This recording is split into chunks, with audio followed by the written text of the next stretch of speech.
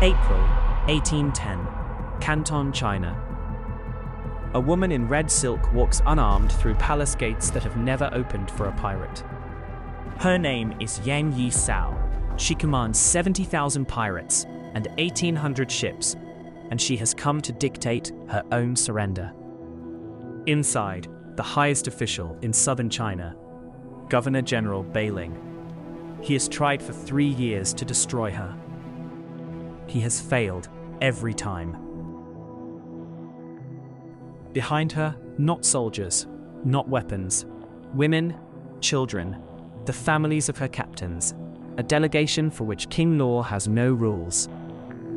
She begins, not by begging, but by listing her terms. This is the story of a woman born in poverty who built the largest pirate fleet in human history, and is the only pirate captain who ever did it and died rich in bed. Canton, 1775. A girl is born in a fishing village along the Pearl River. Her name is lost to history. The world will know her only as the wife of Zheng Yi.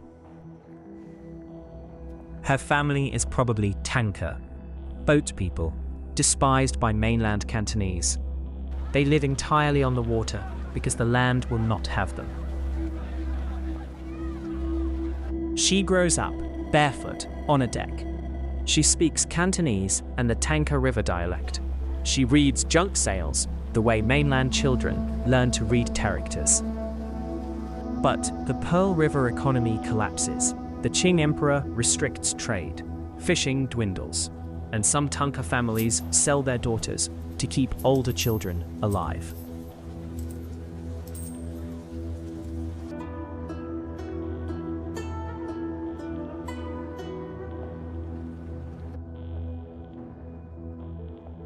She is taken to Canton, to a floating pleasure boat, a flower boat, as the polite name went.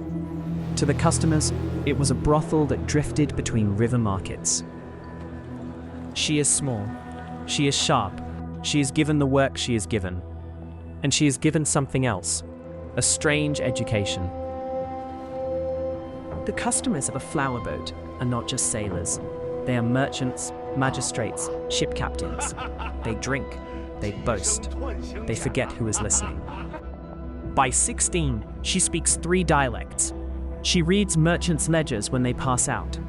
She can name every salt fleet captain on the Pearl River, and what each owes the others. She is not unique in being clever. She is unique in believing that her cleverness will one day be worth something. And while she waits, in the seas just south of Canton, a war is brewing between the Chinese Empire and the pirates of the Guangdong coast. Their leader is a man named Zheng Yi, descendant of 7 generations of pirates. He has consolidated the Guangdong coast into one confederation. 6 fleets, 6 colored flags. In 1801, his fleet raids the Canton waterfront for fresh supplies. They take what they want, including women, from the flower boats. Most captives weep. One does not. One looks Zheng Yi in the eye and asks to negotiate. She offers him a deal no captive has ever offered a captor. Marry her. Fight beside her. In exchange, she gets half of everything he ever takes for the rest of his life. He laughs, then he agrees. They are married within the month. She is now Zheng Yi Sao, wife of Zheng Yi. Cantonese custom gives her no other name. She does not care. She has what she came for. She does not stay below decks. She does not bear children quickly. She studies the books of the fleet, manifests, salt routes, bribes paid to which official, alliances among the 6 flag captains. Within a year, she is co-running the operations of the Red Flag Fleet. The 5 other flag captains do not love it, but they respect it, because their share grows under her management.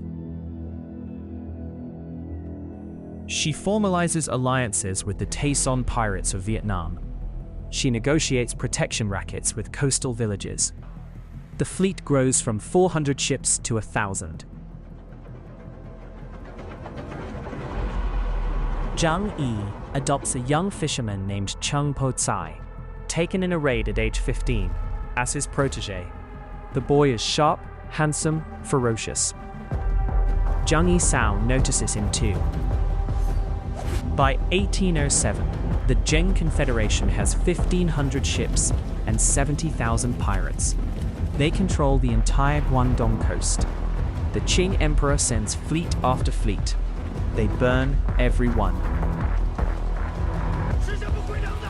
And then, November 1807, a typhoon strikes the fleet off the coast of Vietnam. The flagship rides it out, but Zheng Yi does not.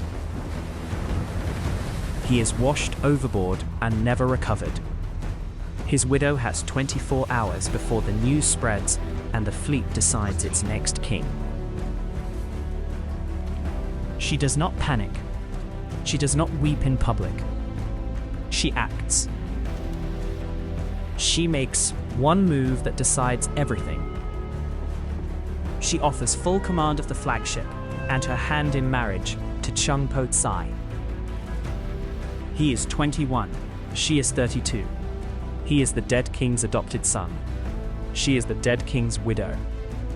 Together, they are unchallengeable.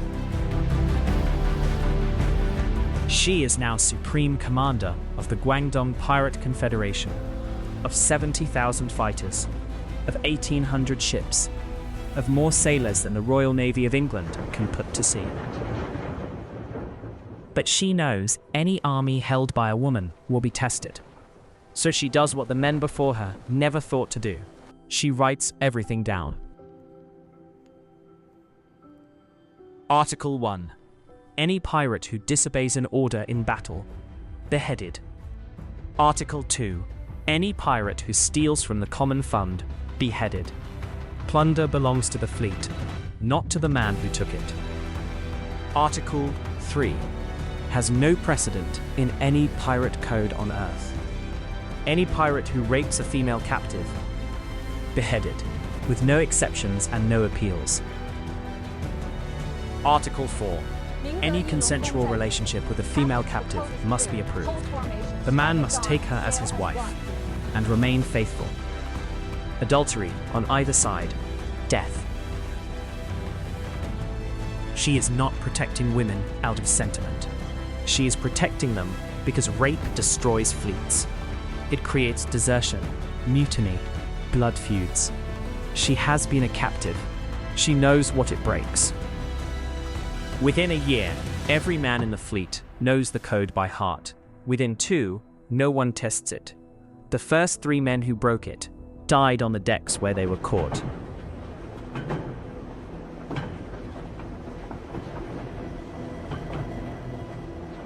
(1808).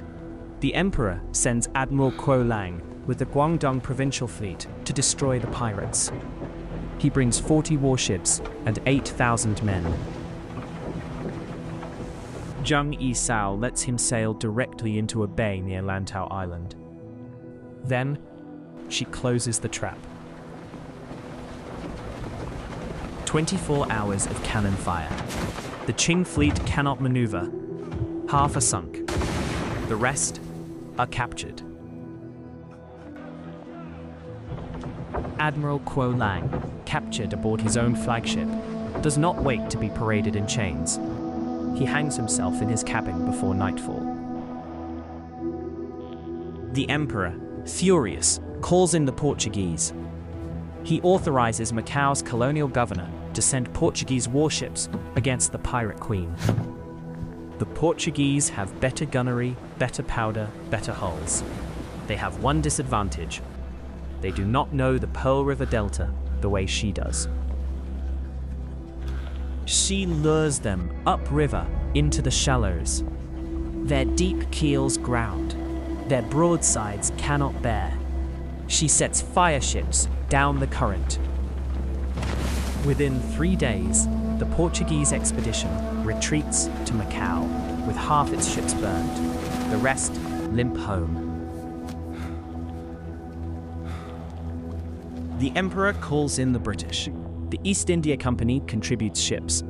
The Emperor recalls his best remaining admirals. All three forces sail against the Red Flag Fleet together. It is the first time in history that Chinese, Portuguese, and British navies fight on the same side. They are still not enough. She does not engage them in open water. She knows she does not have to. She fades into the islands, the channels, the fog of the Pearl River. Then she strikes their supply lines, their merchant ships, their salt convoys, the coastal villages that feed them. Empire after empire feels the pressure on its purse, not its honor. Within 8 months, the coalition runs out of money to continue the campaign. The British withdraw their ships. The Portuguese sue for peace. The Qing Emperor is humiliated. Zheng Yi Sao has done what no pirate, no warlord, no woman in Chinese history has ever done. She has fought 3 of the world's great empires at once and won. She is 34. She rules a maritime empire larger than most European kingdoms. She collects taxes from coastal villages. She runs courts. And yet, she is reading the wind. She knows empires this big do not last. She has seen too many ledgers. Inside her own confederation, tensions rise. The Black Flag captain, Quo Po Tai, has always resented her command. He is older, he is male, he believes the fleet is his by right. Late 1809, a quarrel between Red Flag and Black Flag turns into a sea battle. Quo Po Tai's fleet attacks her own, pirate against pirate. She wins the engagement, but Quo Po Tai escapes and sails directly into the arms of the Qing Empire. He accepts the Emperor's amnesty in exchange for everything he knows about her roots. It is the worst news she has ever received. Half the secrets of her empire are now in Imperial hands. She summons her remaining captains. She tells them the truth. The age of the Great Pirate Confederation is ending. Either they negotiate now, or they die slowly, hunted to the last junk. But she will not surrender. She will negotiate, and she has been studying Qing law for years, for exactly this moment. She drafts a list. Full amnesty for every pirate in her fleet. No exceptions. Permission to keep all plunder taken to date. A military rank in the Imperial Navy for Cheng Po Tsai. Permission to marry him publicly under Qing law. She sends the scroll to Governor General Beiling in Canton. He is the new authority over Guangdong.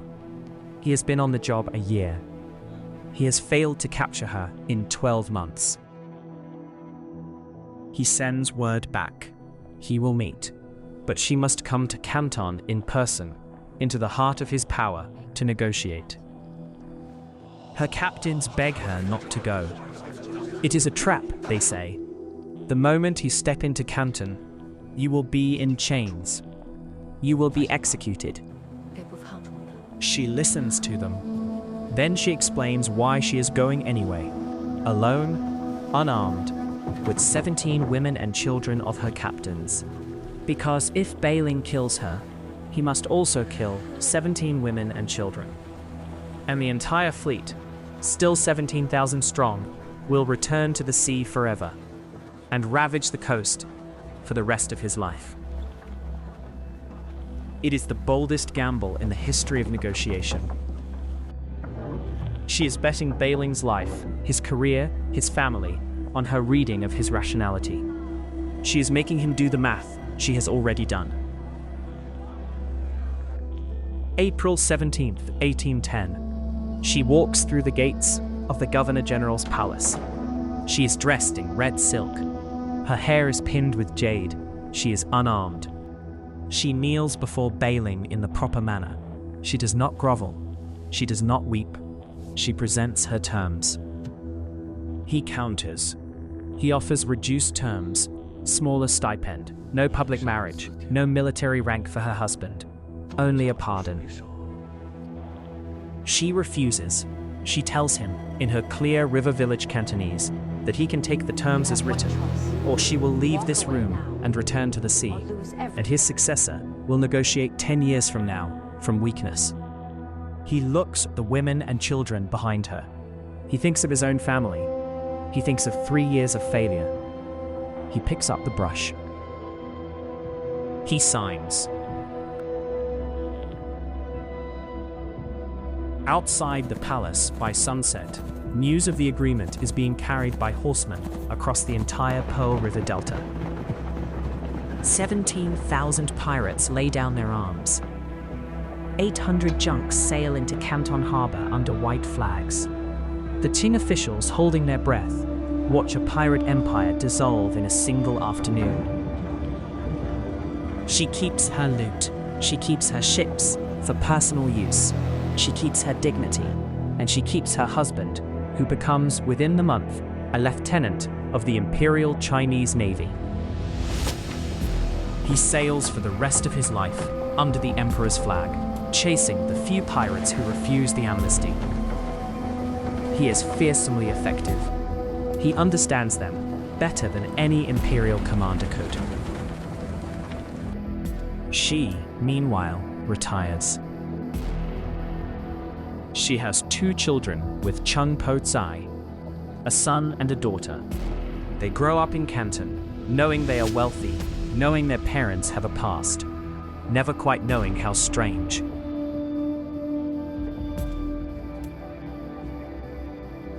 Chung Po Tsai dies in 1822 after 12 years of distinguished service in the Imperial Navy. He is buried with full honors. She is now a widow for the 2nd time, wealthy, respected, but bored. She does what bored Cantonese widows of means do, except she does it bigger. She opens a gambling house, then a brothel, then a small salt smuggling operation, just to stay in practice. The authorities know, they do not interfere. She has paid her taxes, and they know what she is capable of. She lives in Canton 34 more years. She watches the first Opium War from her balcony. She watches the British seize Hong Kong in 1842, 30 miles from where her fleet once anchored.